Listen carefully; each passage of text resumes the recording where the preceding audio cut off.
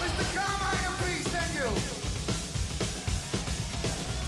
you. Did you ever go with the high drum rises? Ever doing? No. No, I did with Ozzy. I was high, but I did with who else did I do that with? With Ozzy, I was high. Blue Murder, I wasn't high. BBA, no, that was the only one. The Ozzy, did it throw you The off Ozzy a one. little bit? Did you get a little No. vertigo? No, you're okay with Not that. at all. Not at all. But did the set move with Ozzy, or just was high up there, right? It was high, and then the stairs opened up, and I came down on a track to the front of the stage, and then I went up. And there was that one night that Sharon didn't like what I was doing because I had master classes going on, and I had my own PR, I had my own merch, but it was in the contract. She agreed to it, But I guess when she realized how much money I was making, that she wasn't getting a percentage of, she didn't like it. And one time, I'm waiting for the thing to go down, never went down. And it was supposed to be down because the pyro went up where our drums were. I could feel my hair on my arms sizzling. That's the opening story of my book. That's a good story. You could feel it great sizzling. Yeah, it's a great story. And Bob was there. I said to him at the end, because I said, "Do you think she sabotaged her show just to try and get back at me?" And he said, "Oh, definitely." There he he is. is. Bob, Hey, welcome, man. Welcome to the show. You like my tan, Carmine? Where's your picture? Hanging in the toilet. What's the matter? Are you too old now? You don't want to have your picture going? Just sunglasses. That does it all. There you go. How's that? You look great. You look great. That's my new image. You look great. Bob, I was just telling him about the day that my drum riser didn't go down, and the pyro went off and sizzled my arms, and I said to you, "You think she would sabotage the show to make me look bad?" And you said, "Oh, definitely." Yeah, of course. You're an artist on record, your ultimate intimate conversation with your favorite artist. If it's your first time here, subscribe, hit the bell to be notified, put your comments down below. You're not going to believe who's in the hot seat. It's all starting now.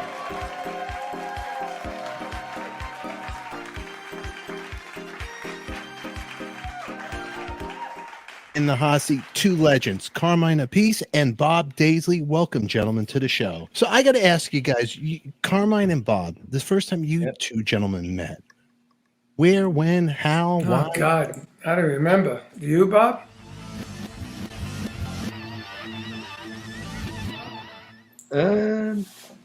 No. I met you with Clive Coulson when you were with Daisley. Oh yeah, well I won't remember that. And Oh, that would have God. been 1972. Yeah. Yeah, But I met Bob through the years with Rainbow and all that stuff. Yeah. Richie asked me to join Rainbow. I think you were with him before Cozy got in. Oh no, I wouldn't have been with him then because when I joined, Cozy was in the band. Okay. Well, this is before Cozy was in. They wanted me to do it, and I couldn't do it. So that must have been about 75. 1976. Oh, okay. Right? Were you in it then? No, I joined in 77. Oh, okay. Cozy was already in it. Right. Okay. Yeah. So I don't actually remember meeting Bob, but with guys like us, we run into each other here and there, and that's where we met. That's where we met. And all that. But when we really got tight was when we played with Ozzy. Yeah. That was in '83 when you came 83. over. Yeah. That was a wild experience.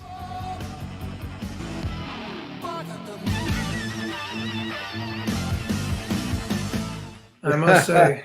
Yeah, we were doing the Bark at the Moon album then. Right. I couldn't believe Sharon left me in New York City with Ozzy and with Tony Bon Jovi, who I just saw, Bob, 2 weeks ago. And we were putting the last minute touches on it. And I recorded vocals with Ozzy, and we worked on Tommy Aldridge's drum sound to make it sound better. I think we re-recorded it through through speakers to give it a little bit of ambience. Oh yeah. And then me and Ozzy flew on the supersonic SST to go do the on, bucket to move video. Yeah, Concord. yeah. I have that in the house too. I have the actual menu and everything of Right. that. It's pretty wild. Yeah, I've got one of those when I flew from London to New York, Right. Concord, and then that was in '83. Yeah, that was amazing. The Concorde. Yeah. Yeah, yeah. Wow. The suit. So, Yeah. how did it feel to be on the Concorde? Was it everything everybody says it was, or what's? It was Did it wild. feel- So the meter went to Mac 1, right, Bob? Mac 2, or Yeah, whatever and then it was. goes Mach 2. Yeah, Yeah, and then it's got And like a you would think- speedometer inside to tip it. I was disappointed. Like, I thought it was bigger. You know, it's only Yeah, I like know. two It was only two seats on each side in the Yeah, middle. like a bus. Yeah. Oh wow. Yeah, I thought it'd be a big plane, but The it thing wasn't. is, it doesn't take very long. Like, No, 3 the flight hours. from the flight from London to New York at that time took about just over 3 hours. I think it was 3 hours Yeah, and 10 that's minutes. true. Wow. Yeah, and I took Ozzy on it. I was like Ozzy's guide. You know, Oh, I yeah. couldn't believe Sharon left him in my care. She trusted you, right? She- Oh man, we would walk to the studio and he have all these diamonds on. That's when New York was really bad. You had the fur coats on, and I said, "Dude, take those diamonds off. You want to get mugged?" You know, Yeah.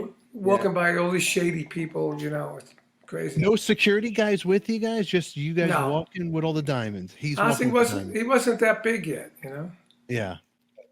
But that whole time, what studio were you guys going to? What area? in New York? it's the hit. What is it? Tony Bon Jovi studio. One of those. Over there on the west side, it was around Yeah, there, right? yeah. West side, not such a great area you want to walk around. No, not at that time.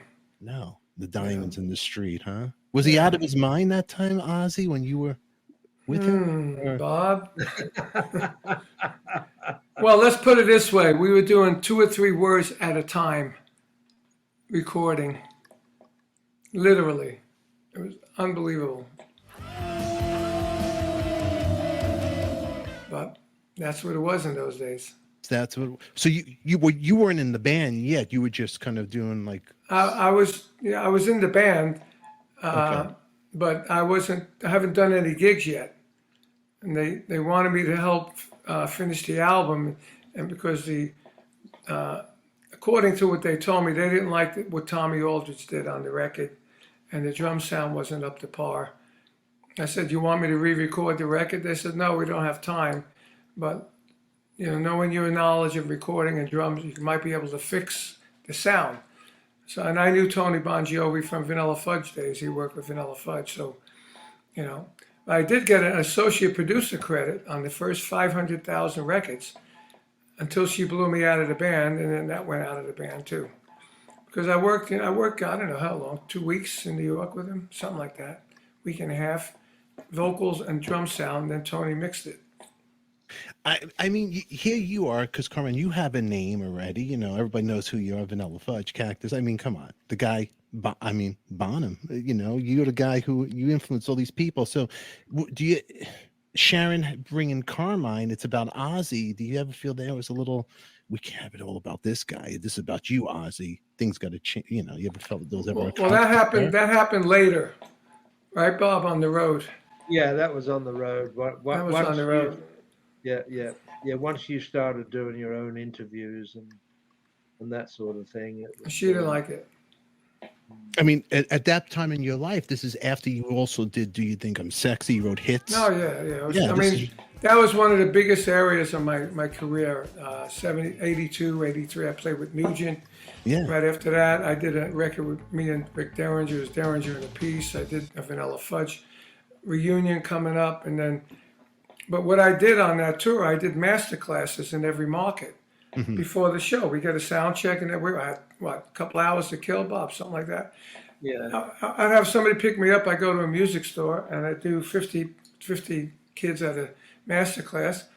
They charged them money, and I donated some money to a charity, and I got a lot of PR. But she knew all this; it was in the contract. I even had my own merch, my own T-shirts. Well, that was established and agreed before you came into the band.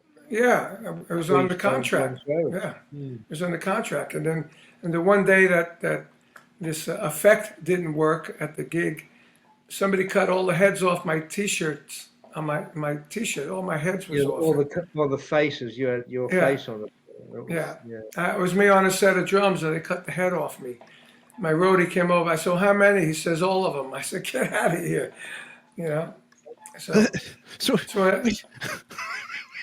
I gotta laugh. It is laugh. You gotta laugh now.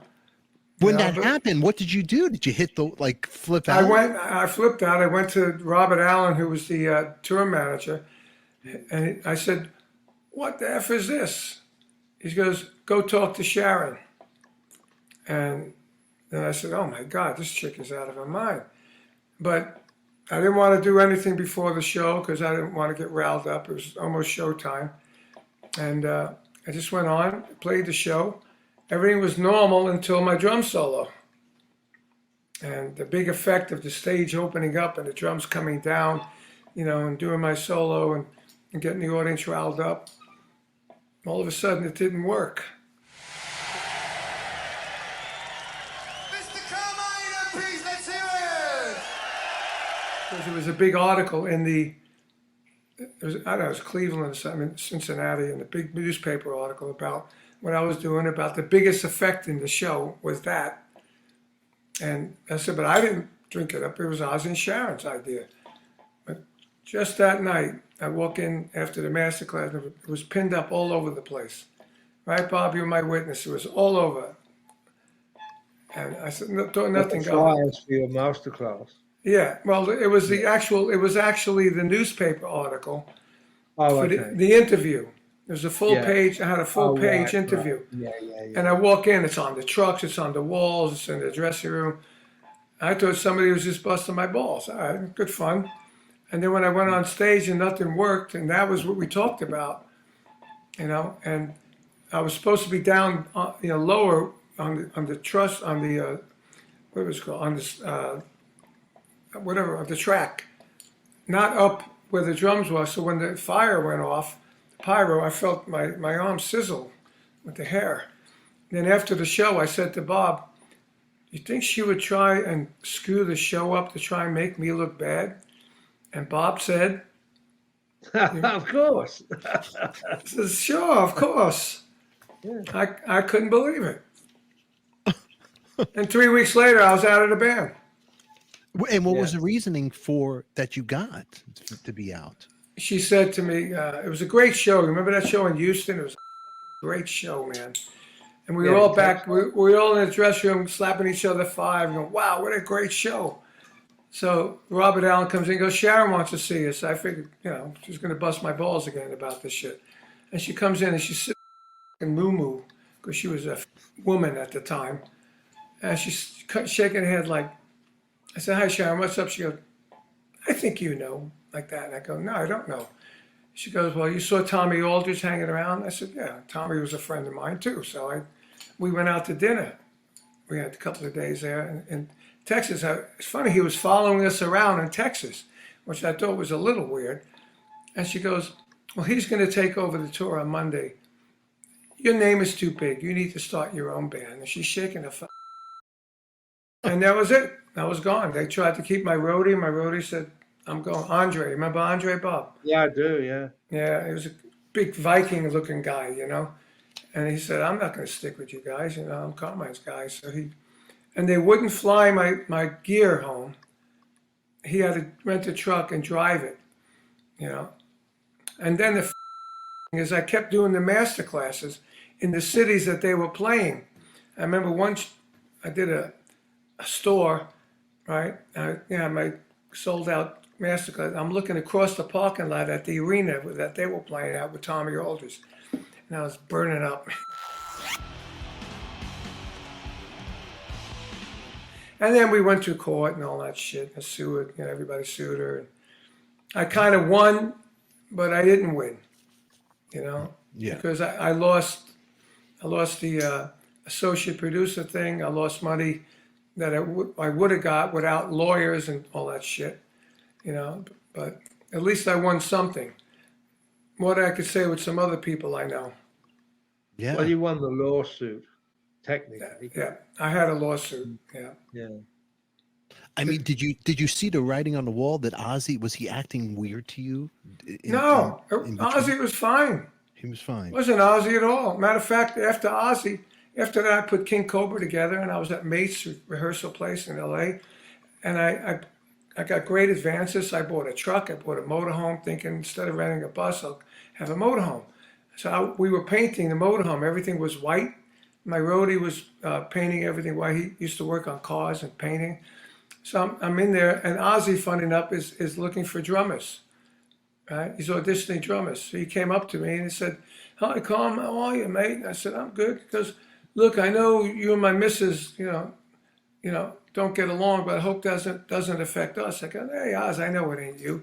And just at that moment, I was putting up masking tape with brown paper on the window of the motorhome, and I was up on a ladder, and there was another piece of ladder on the other side. He goes, "You need any help?" I go, "Sure. Help me with this window.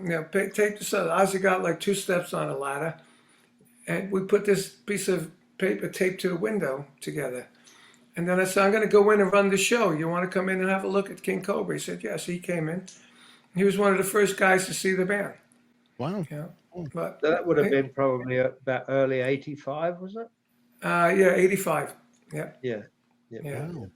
Wow. So all was good. So behind the scenes, happy wife, happy life, right? For him to be, I guess, for him. Hey, dude, when we remember, Bob, when we were in England, and we stopped at a the truck stop. the service station, Services, and Ozzy yeah. and Sharon go in. All of a sudden, I see Ozzy hold off and smash Sharon in the face. And I said, "Holy shit!" Me being Italian, I said, "Come on, guy, don't do that to a woman." So I was going to go out. Bob said, "Don't go out. Leave it. Watch. Don't get in. Don't get involved. Don't get involved." Next thing I see, Sharon called off on Ozzy right in the face. I said, "Okay, I see what you mean." It was crazy stuff, man, between them two. So she had a temper, he had a temper. They were like the Sid and Nancy of hard rock, heavy metal out there, huh? without the drugs in the movie that it portrays, but they were wild together, huh? Those two. They had their own bus too, like in America. But did they travel with us there? I can't remember. No, they had a separate bus with the nanny and the kids. Oh yeah, right. Okay. What a tour, huh? Now, Carmine, you've done so much. Now, you thinking about entering the world of Ozzy. Were you thinking, what kind of world is it? Was this like a I scale said, of 1 to 10? Ozzy wasn't that big yet. Mm-hmm. There was no world of Ozzy, right? You know what I mean? Right, Bob? It was just. Well, we did big arenas, and it was. But it wasn't like it is now. It's like the Prince of Darkness, Ozzy, Right. It was just Ozzy and the band, and they had 2 big albums, and that image wasn't really portrayed yet. I think the Bark at the Moon helped that image with that outfit he had on. Well, yeah, that was our 3rd album, and that was the one that we were promoting during that tour. Right. And I knew Jakey Lee from L.A., I knew Bob, and I knew Don Airy, so I knew everybody in the band. Yeah. That's why the very first time we rehearsed, I didn't even have time to rehearse with the band. It's something to do with visas and passports for Europe. So I had to listen to the show and write out notes. And I remember I jammed with you guys in England for that minute, and that was it. Yeah. Interesting. The whole thing. Now, did you do any of the Motley Crue leg, Carmine, or no? Yep. You did. They were opening up for us. Yeah. Oh wow. They were on the whole tour all the way through. Yeah. Wow. And at the beginning, I was like, I thought they were pretty good, And Tommy was doing some of my licks, spinning it sick and grabbing it. And I said, that's mine. I said, "Where'd you get it?" I said, "Where'd you?" He said, "From John Bonham." I said, "Well, actually, that's mine," because Bonham used to goof on me and go, "Hey, watch this," while he's playing. And we both laughed. Who thought, 20 years later that, they got it from him. So I took Tommy home. When he went home, I showed him the Ed Sullivan Show, and I said, "See?" He goes, "Dude, when was this?" I said, before Led Zeppelin was even out.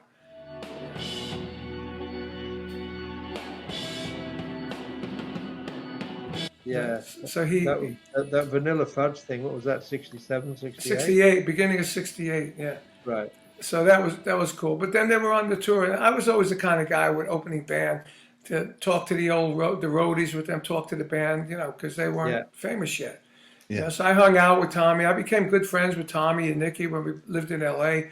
I used to go to breakfast with Nicky. That's why that shit last year, beginning of the year, with all that Nicky Sixx putting me down. What's wrong with you? I thought we were friends. You and Vinny ended up in an actual fist fight with him? No, but there was one of these.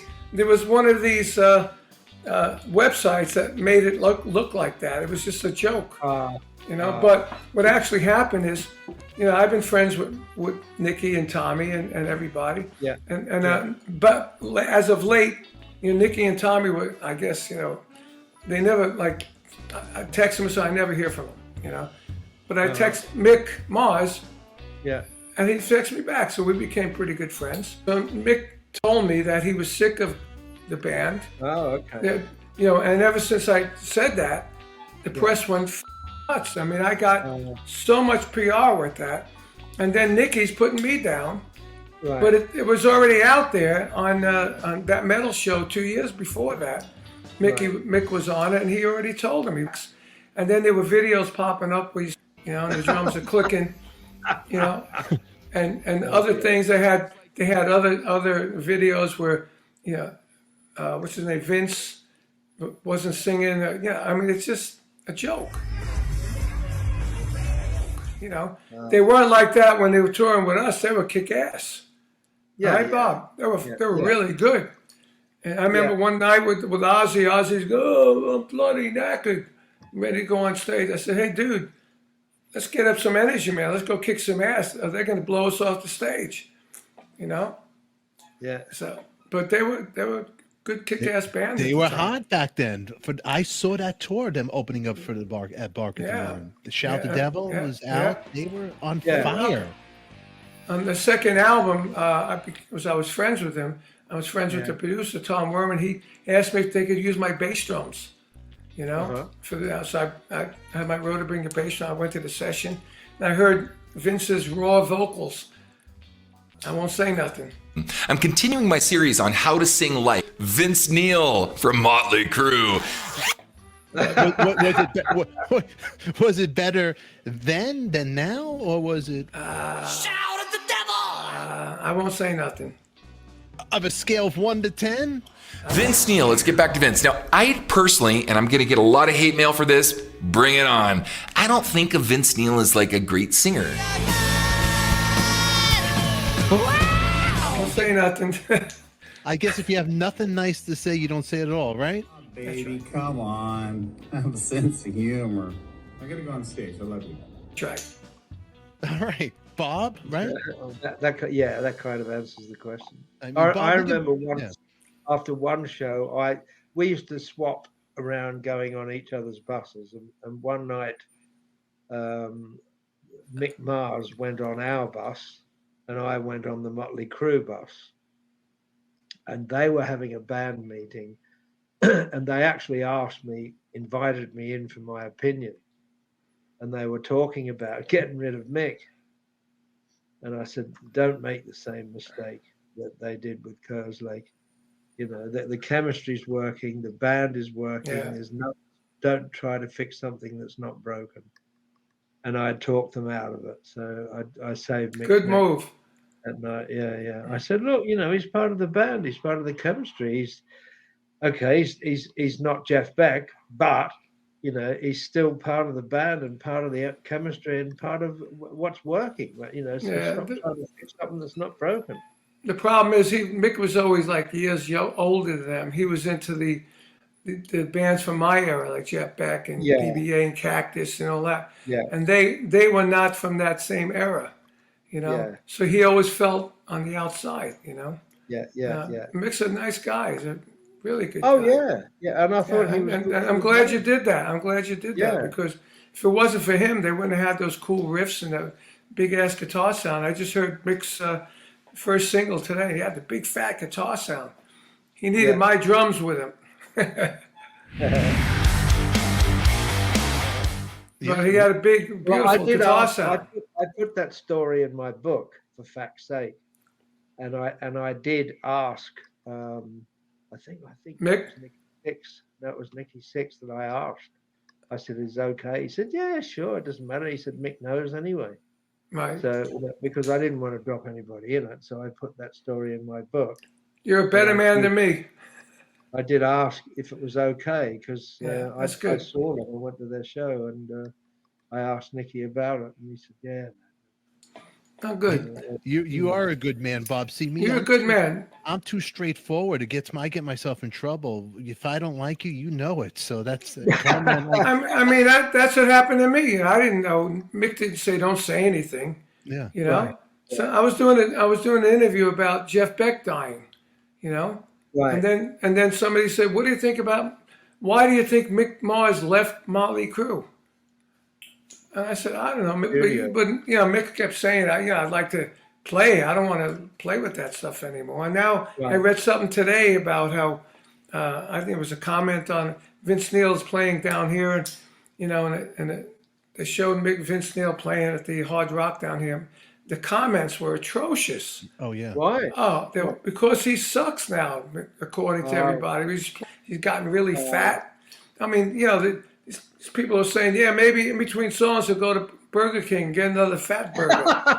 I mean, and I'm reading this stuff. I'm going, wow.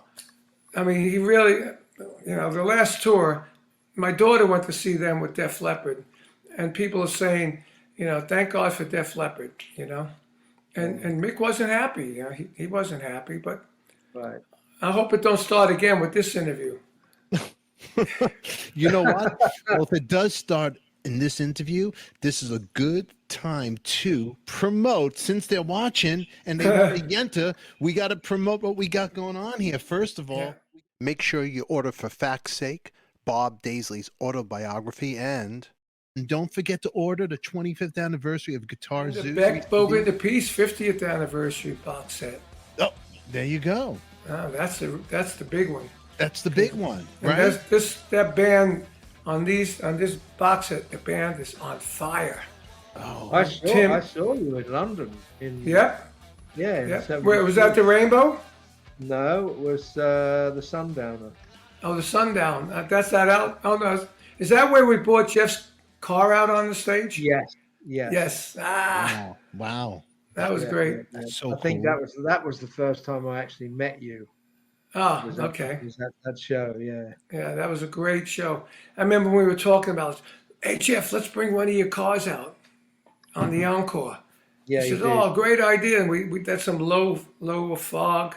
And all of a sudden you hear that boom, boom, you know, a hot rod, Model T, convertible. 32 Ford Ute. We drove it right out on the stage. We got it out, played the solos. Yes, played the encore and then drove it off.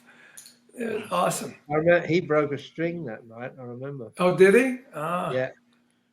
I wouldn't remember. And it was good, though. It was great. It was a great show. I mean, you were all really worked well. The band was on fire. The band was on fire. We never really had a chance to develop the band because we never did that second album. No. But now we got the second album live at the London Rainbow with 7 new songs on this BBA Live box set that's come out. And was that when it was still called the Astoria, or was it the Rainbow? No, it was the Rainbow. It was the Rainbow. Okay. We did 2 shows because we got a boogie on there. We call it the Rainbow Boogie. You know? Okay. And, you know, at the time, we'd spell out the word boogie, right? We'd go, give me a B. Oh, you know, what's that spell? Right. Boogie. And then I said, give me a B, give me a B, give me an O. Oh, give me an L, give me an L, give me an O. You know, C, K, what's that spell? Bollocks. You know, it was so fun, so much fun. Those are the days. It wasn't really a business yet, you know. It's just everybody recorded, everybody played. We met everybody on the road. It was all good fun, you know. Yeah. No tracks behind. No tracks. Straight rock and roll. Just straight. You had a trio. You heard a trio. Rainbow, wasn't it? What's that? That was a good venue, the Rainbow. Yeah, it was a great venue. It was originally called the Finsbury Park Astoria. I know. You know what? I played there with Vanilla Fudge. Oh, when it was the Finsbury we Park played Astoria. there with Traffic and The Herd. Okay. Who was in The Herd?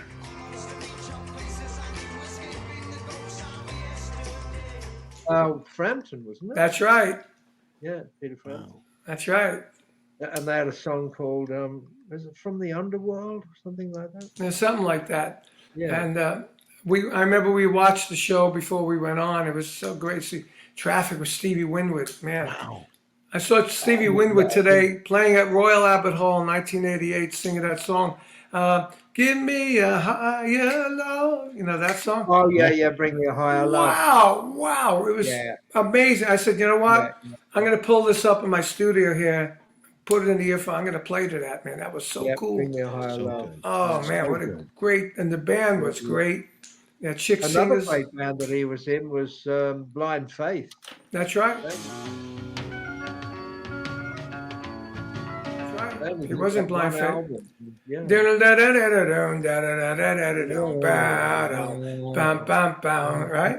Yeah. That was a great band. That Jack was it Yeah, Ginger yeah. Baker? It was Rick. Gretsch. Yeah, Rick Gretsch played with me in a group, KGB.